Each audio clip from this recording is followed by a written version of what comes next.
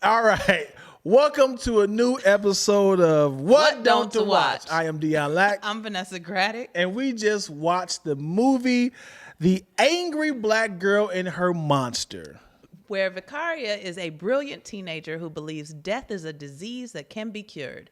After the brutal murder of her brother, she embarks on a dangerous journey to bring him back to life. This is starring Chad Coleman, Laya DeLeon Hayes, Denzel Whitaker, and some other people. Okay, so first off, I don't like the title. I know what it's about. I don't like the title. I feel like it's too specific. I kind of feel like they could have got more clever with it. What do you think?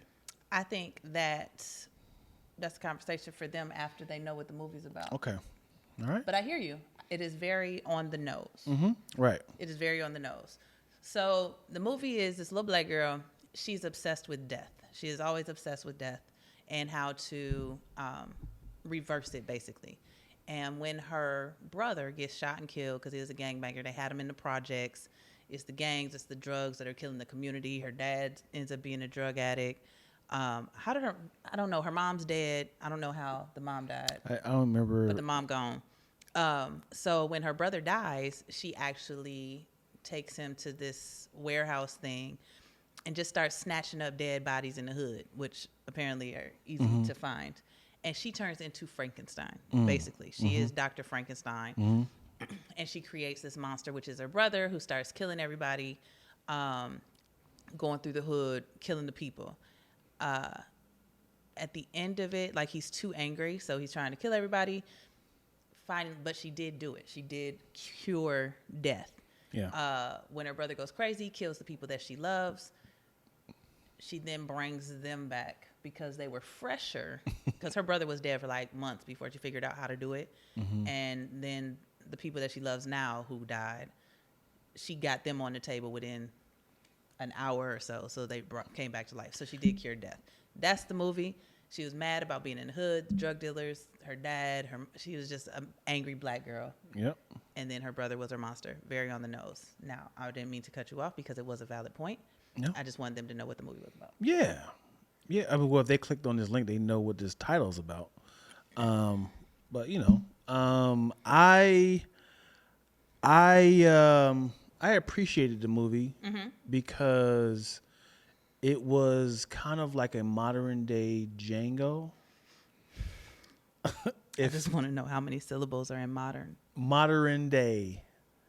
I'm not taking it back. I just wanted clarification. I'm not taking it back, VG. You don't have to take it back. I just need clarification. It was a modern day. A modern day Django. Explain. It felt like, oh, police killed me. Guess what? I'm coming back to kill them.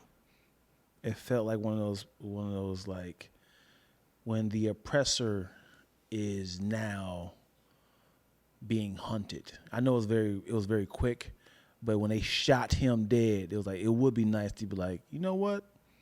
I'm coming back and I'm going to kill you.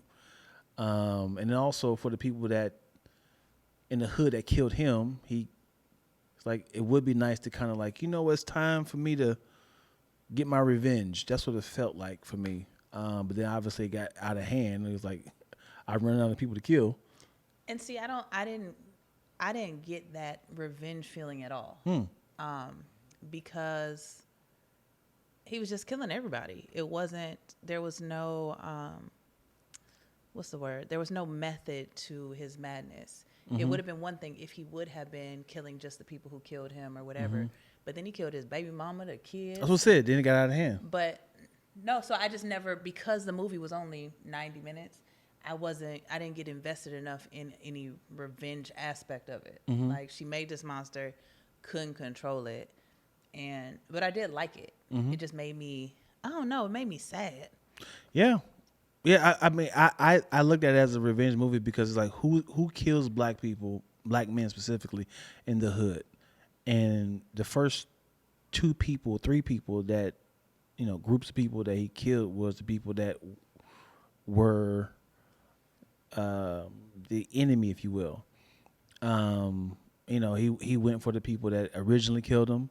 He went for the cops, of course, which was, you know, it wasn't necessary, but I feel like it was symbolic. I hear you. And obviously he couldn't control him. She couldn't control him, and then obviously it got out of hand. And he was like, okay, it was fun in the beginning because you're getting your licks back. You're killing the drug dealers because they're selling, you know, doing drugs. And the thing is, she never wanted him to kill anybody. Right. That was never. Just want him alive. She just wanted her brother back. So it was never I'm gonna make this monster to kill everybody. She hoped he wouldn't be a monster. Right. But when you fucking Jenga Tetris nigga parts together, you gonna get what can possibly great come from that? Nothing. He's gonna go enroll in DeVry. Not right. National American University. I'm back. Hey, did you get killed? Yeah, I did. But I want to hear to learn social studies. And months. Like, he wasn't dead for a second. There were flies. The smell was awful. It was gross. Yeah.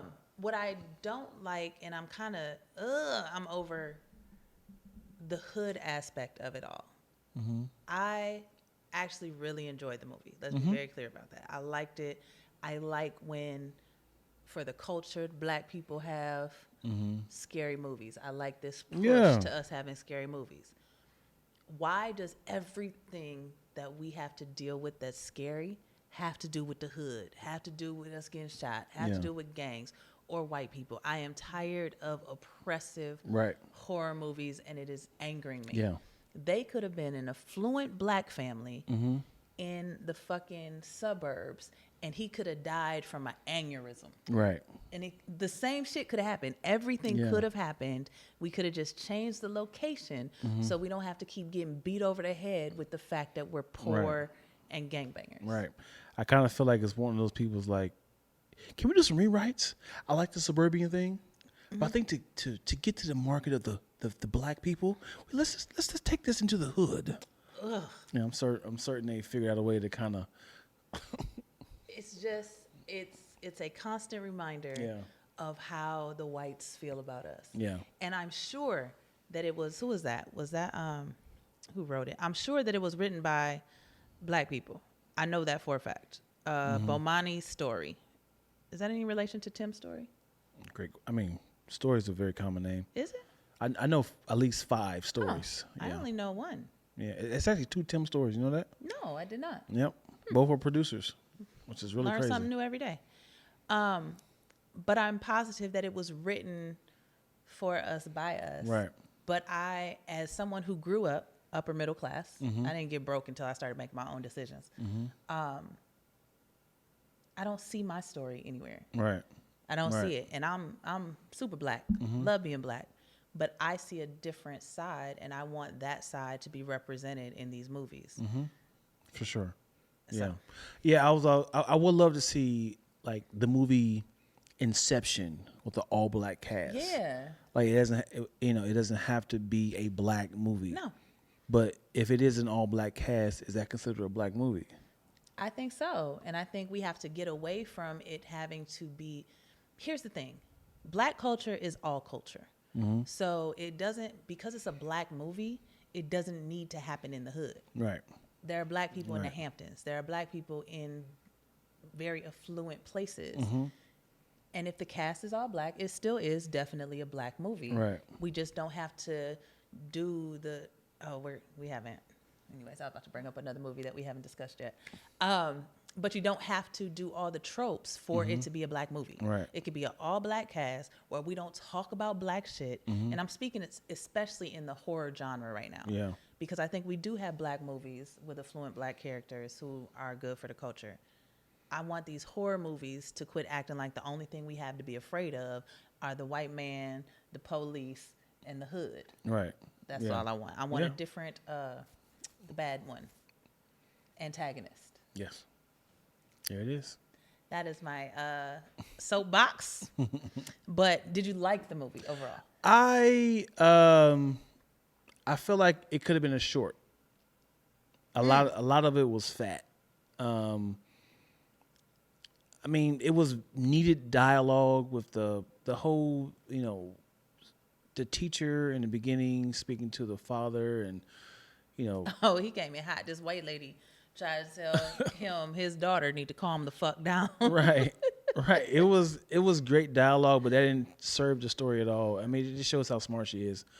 A lot of the dialogue with the drug dealers about who they are. Like, I feel like it was just like we need a message in here, so let's kind of add a lot of dialogue to kind of fluff this up. But I kind of feel like it could have been 30 minutes. The killing is great. I feel like fun.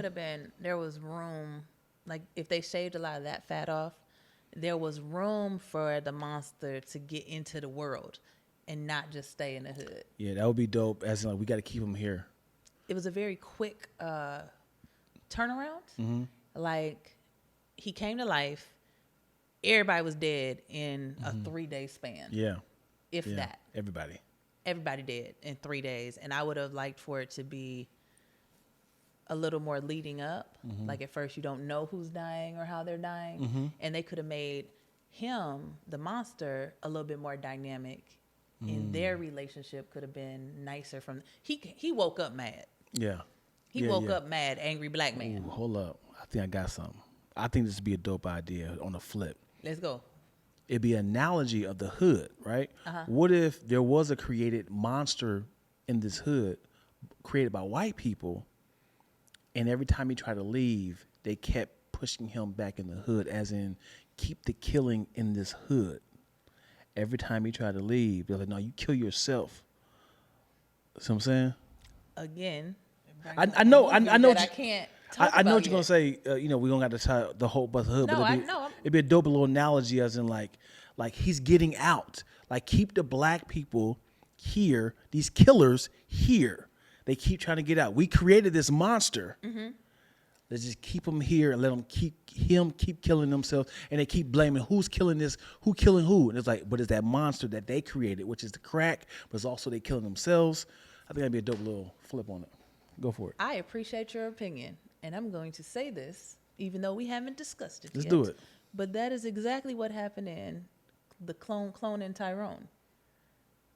That's exactly what happened. They kept them there, and when old boy died, they were like, why do you keep bringing me back? It's like, because we need you. You're the drug dealer that keeps this shit bad.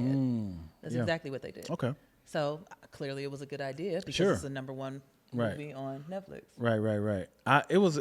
We'll talk about that. Yeah. We'll talk about it. So you got to keep watching. So when we do the yeah. clone Tyrone shit, Yeah. you will hear our very... If you listen to this right now, click on they clone Tyrone. Click on the other... Yeah. Who knows? Who knows what order this shit will go in? We don't know. We don't know. All right. Yeah, let's rate it. How about that? Yeah. So the way we rate our movies here, must watch if there's nothing else on television, or save your time, money, and energy. Just watch this podcast and we will tell you everything you need to know. Dion Lack, what say ye? I say watch this movie 100%. Must watch. Because I vote for everything black. You better talk about it. You know? Two fists. For the culture, I say must watch as well. You have to watch it. It's a good movie. I love that they have this extremely intelligent little black girl doing science, which has been the problem for women in general, or girls in general, is they don't push math and science on women. They want us to do social services and teaching and all of those things. So I love seeing this little crazy ass mad scientist. Yeah, beautiful Dexter actor, bitch. man. Yeah, I've never seen her before. Beautiful, great actress. it's beautiful. Right. Let me ask you this though. Last question. What's up? What would you name this movie? What would If- I name if the you movie had the creative- to that? yeah. The creative juices to name this movie. I don't want anything black in the title. That's not what I would name it, but in my head, I just. Oh, that'd be funny if it was like, I don't want nothing black this side. But as was soon like- as I said that, immediately popped in my head, Franken nigga.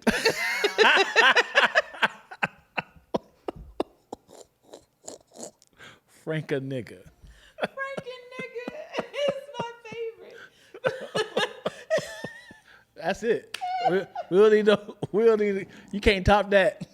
Franken niggas.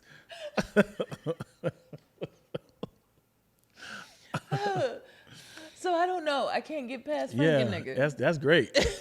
It. We're gonna have to protest that push that one for the sequel. Sequel. Franken nigga. Franken nigga. Okay. Yeah. All right. Well. So, thank you guys for watching What Don't to Watch. I'm Dion Lack. I'm Vanessa Graddick. Please comment, subscribe, like below. Tell us your favorite part of this particular podcast, and we will use that soundbite for social media. Thank you so much. Why'd you give me that look for? Huh? I said it wrong this time? It was. I did? It was a little backwards, but that's okay. Okay. Well, we appreciate y'all. Yeah. Thank you so much. Thank you. Bye-bye.